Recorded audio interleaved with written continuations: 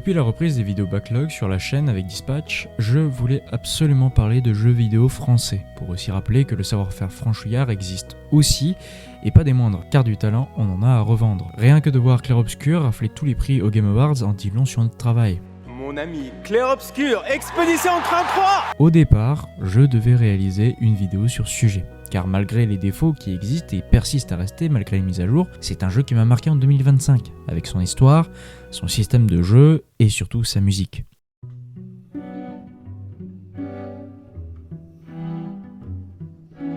Dim, dam, dalilam, vacarme, s'en va dans l'oubli éternel.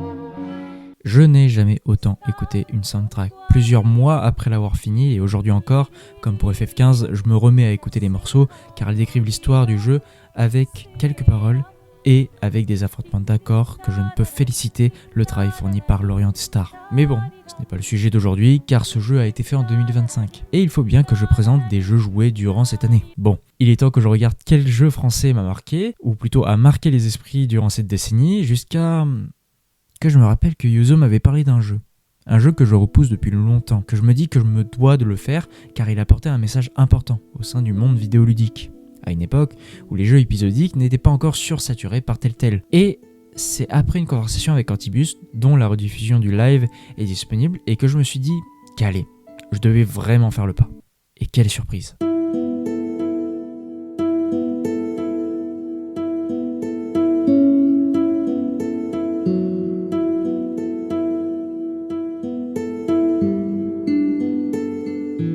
En jouant à Life is Strange, j'ai eu cette sensation que je vivais plus une série qu'une simple expérience vidéoludique, mettant en avant le paradoxe temporel comme argument principal du gameplay. Et il est vrai que je me suis pas mal énervé face aux très nombreuses lignes de dialogue qui englobent le jeu car c'est une saga qui parle beaucoup, en apportant une double lecture dans beaucoup de scènes. Et le fait de remonter le temps permet de comprendre ces subtilités, qui, au premier abord, n'a rien de surprenant, mais nous fait rappeler que oui, le monde n'est pas tout rose. Et le fait que ce jeu français ait pris le défi de faire face à l'un des plus grands tabous de la société montre qu'il est nécessaire de le comprendre à un plus large public, qui ne s'intéresse à nul autre que le jeu vidéo. Et comment le studio fait pour que les joueurs soient concernés face aux propos du jeu?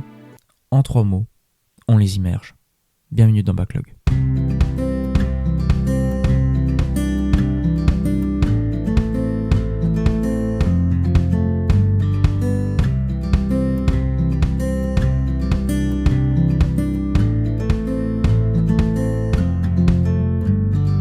C'est en janvier 2015 que sort le tout premier épisode de Life is Strange. On remarque que malgré que le jeu soit réalisé par un studio français, Dontnod, il est édité par Square Enix, sûrement pour des soucis d'argent.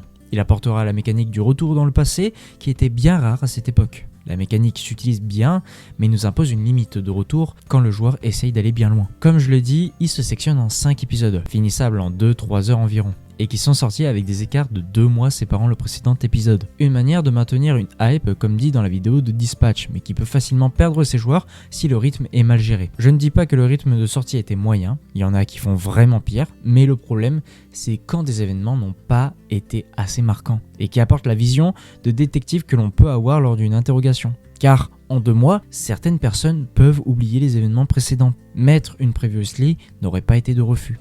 Mais au-delà de ce petit défaut, vient ce fameux modèle économique, le format épisodique. Car s'il y a bien un modèle économique qui marche bien pour des indépendants, c'est bien celui-ci. On vend le premier ticket pour pas cher, voire gratuit à la sortie du 2e épisode, et on vend le reste de sorte à ce que ça fasse environ 40€ avec les 5 épisodes. De mon côté, je n'aime pas trop attendre. Je préfère attendre que tous les épisodes sortent pour que je puisse commencer à les regarder. Mais surtout, ça me permet déjà de voir les critiques des autres pour que je puisse me lancer sans regret. Même si bon, j'en achète des jeux sans y jouer, à la faute à Steam et ses nombreuses soldes. Pour les biens de cette vidéo, je me suis emparé de la version remastered pour avoir la meilleure condition de jeu et d'image, même s'il n'y a pas grand chose à part le standalone Before the Storm offert. Et en vrai, ils ont bien fait de ne pas trop changer le jeu, car ils ont conservé son âme.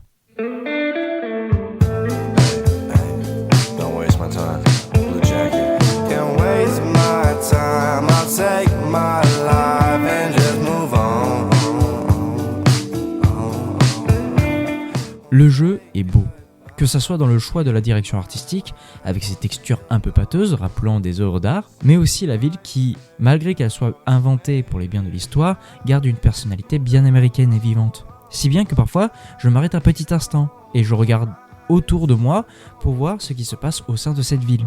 Car elle ne joue pas simplement le rôle d'une ville, elle est un personnage à part entière. Quand on change le passé, on le remarque bien. Aussi bien que ses habitants, la ville évolue aussi, avec des événements qui n'existent que dans telle situation ou autre, on la voit encore comme un protagoniste. Ce n'est pas rien en disant que les développeurs ont fait du repérage aux States pour pouvoir comprendre l'essence même des villes américaines. Et le fait qu'ils aient retranscrit parfaitement cette ambiance fait que oui, le jeu nous immerge dans ce road trip émotionnel. Malgré sa synchro labiale, ses animations rigides, le jeu est ambitieux et apporte une perspective bienvenue dans la sphère vidéoludique. C'est un jeu fait avec amour par des passionnés.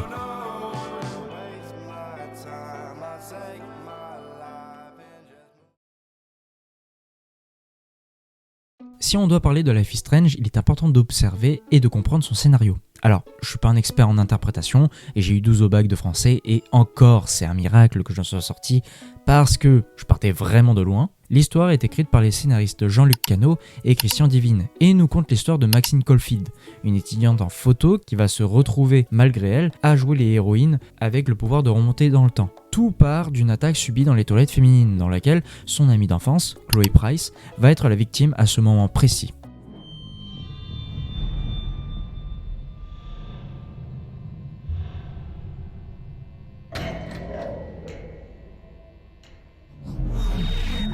Whoa. What the fuck?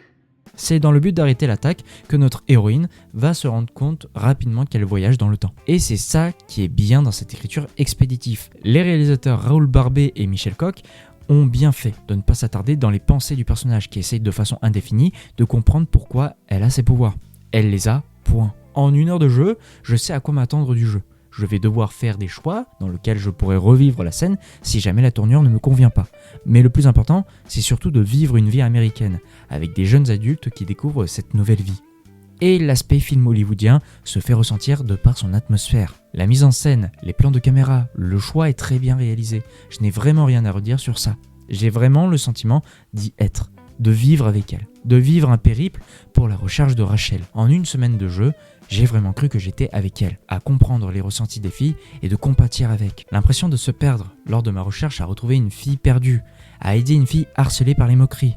Je vivais au sein de l'université américaine. Mais vous vous rappelez du début de la vidéo? Que ce studio n'avait pas peur de montrer les tabous de notre société? Eh bien, je vous avoue que malheureusement, je l'ai pris de plein fouet.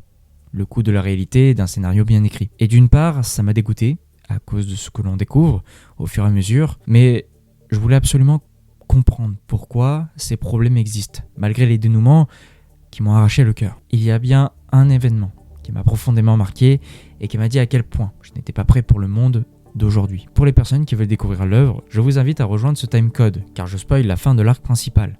Mais j'invite aussi aux personnes sensibles de rejoindre ce timecode, pour des raisons évidentes que ça peut refaire surgir des traumatismes, malgré que ça ne soit pas montré à l'image, mais laissé à l'interprétation. Maintenant, laissez-moi vous montrer l'horreur humaine. Durant nos recherches pour trouver Rachel, on fait des découvertes pour le moins troublantes. On a appris qu'elle avait participé à une fête, mais que malheureusement, elle n'en est pas revenue. Le suspect principal est nul autre que le chef du groupe qui organise les fêtes, Nathan Prescott, personnage détestable qui cherche tout le temps à créer des emmerdes à nous et à notre entourage. Pour nous, c'était le responsable de la disparition des élèves. Alors, on cherche sur son téléphone des preuves accablantes pour coincer notre suspect principal. La recherche est méthodique et bien soignée, de sorte à trouver la preuve qu'il faut pour envoyer ce connard au fond du trou. Et on l'a trouvé, notre preuve.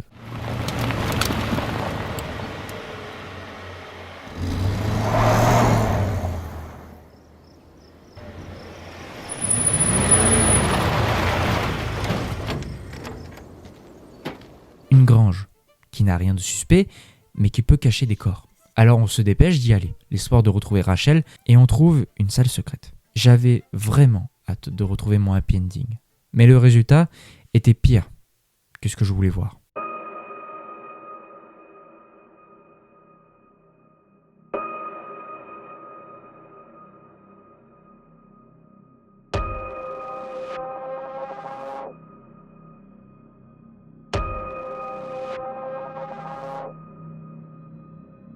En une fraction de seconde, j'ai compris que ma chance de retrouver Rachel était nulle. Voir tous ces classeurs de filles disparues, jamais retrouvées, m'ont fait comprendre que le suspect n'était pas à son coup d'essai et qu'il s'apprête à recommencer avec nous. C'est bien ce moment précis que j'étais épris d'une colère noire, prêt à en découdre avec le connard de Nathan. Car il a fait quelque chose d'irréparable. Prendre la vie de quelqu'un. Personne n'a le droit de faire subir une telle atrocité, alors pourquoi lui ? Pas le temps pour ça. Il faut qu'il réponde de ses actes. Et ça tombe bien, on a une date, le soir même. Une fête organisée.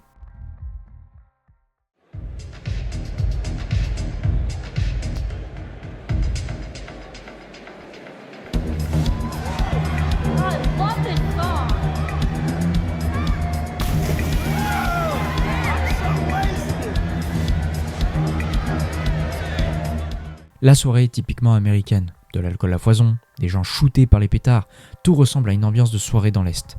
Mais rien, Nathan est introuvable. Jusqu'à ce qu'on reçoive un message de lui, en nous disant de nous rejoindre à la déchetterie. Mais c'était une erreur.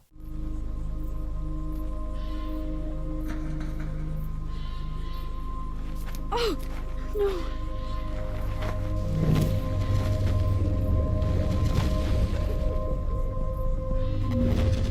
Chloe! Look how. What the fuck?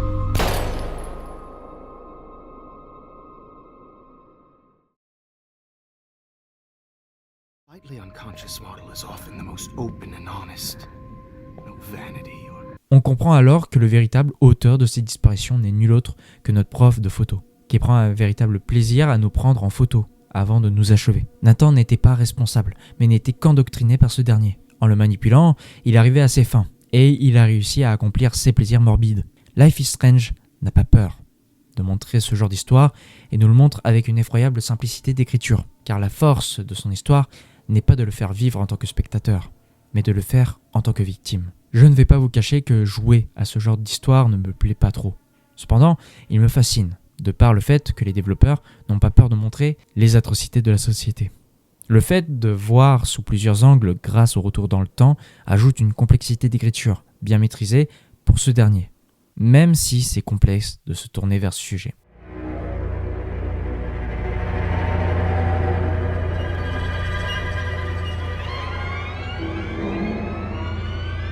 Je ne vais pas dire que les paradoxes temporels, ce n'est pas terrible. Il fait son job et c'est déjà ça. Le gros problème que tu génères avec ça, c'est la question du « et si ». Le jeu répond à plusieurs éventualités, mais pas toutes. Le but était d'amener le joueur vers une seule possibilité et pas une autre. Et ça, c'est un défaut qui frustre le joueur qui souhaite avoir une réponse sur leurs questions à juste titre. Mais ils ne l'ont pas fait. Alors pourquoi ? Qu'est-ce que le jeu voulait envoyer comme message avec ça ? Avec le paradoxe temporel ? En fait, elle existe que pour une seule raison. L'effet papillon.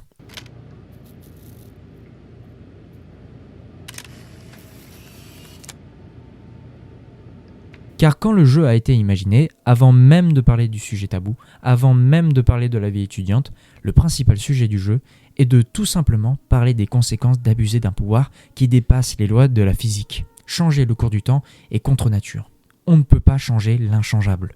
Car si on se penche sur ce sujet, on remarque beaucoup de facilité scénaristique. Et c'est malheureusement ce problème qui est récurrent dans beaucoup d'œuvres mettant en avant le fameux paradoxe temporel, dans lequel on reviendra. Mais si on ne parle que de l'œuvre et de son message un peu cliché d'un grand pouvoir implique de grandes responsabilités, eh bien ça demeure correct, car le joueur fait face au pire choix qu'il peut faire. Parce qu'on sait ce qu'il en coûte de faire un choix. Car le fait de le faire ne nous permet pas de revenir en arrière. Et le seul moyen de refaire le scénario, c'est de le repenser avec des souvenirs. Et pour Life is Strange, ça commence avec un cliché. Ce fameux cliché du papillon est la raison du pouvoir, car elle est présente partout, même là où on s'attend le moins, car elle nous rappelle cet effet qui plane autour de nous, de nos personnages, et qui les suit comme une épée de Damoclès, prêt à les embrocher à la moindre erreur. Mais en prenant cette photo, Life is Strange nous apporte un autre message important pour l'écriture des personnages, et qui revient à ce que j'avais souligné, les souvenirs, car il permet aussi de nous rappeler des moments passés avec nos proches. Le fait de mettre en avant le retour dans le passé et les photos est un paradoxe, ou plutôt un conflit entre les deux approches. Tu peux retourner dans le passé, mais en échange, tu perds tous les souvenirs que tu as créés avec ton ami.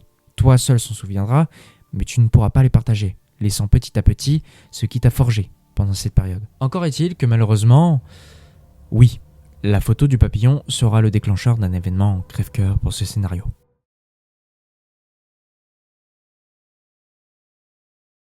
Que retenir du jeu ? En soi, il est très bon. La version remastered ne rend pas honneur à l'œuvre originale, mais a au moins fait en sorte de ne pas dénaturer le jeu dans son ambiance, et c'est déjà ça. Elle a des qualités dans l'écriture des personnages qui restent un exemple à prendre en compte dans ce milieu rempli de personnages, qui n'ont pour eux que des designs marquants. Mais surtout, que le plus important reste son histoire, et qui peut être un cliché à certains moments, mais qui conserve son ADN tout au long de l'histoire. Et comme dirait le jeu, le plus important n'est pas le dénouement final, mais son aventure. Merci infiniment d'avoir regardé cette vidéo. Comme d'habitude, n'hésitez pas à mettre le pouce bleu, à vous abonner si ce n'est pas fait. Et puis, n'hésitez pas à me dire dans les commentaires quel jeu vous voudriez que je fasse. C'est important voilà, pour la suite de la chaîne. Je vais essayer de pas trop me forcer à jouer de façon vite aux jeux vidéo, aux jeux que j'ai envie de présenter. J'ai envie de prendre mon temps et de comprendre l'ADN du jeu. Comme pour Life is Strange. Bon, j'ai mis une semaine quand même pour Life is Strange. Donc voilà, c'est le temps que je fasse à tête reposée. Donc voilà, n'hésitez pas à me dire tout ça dans les commentaires. Et sur ce, je vous laisse. C'était Nelive en solo. Ciao.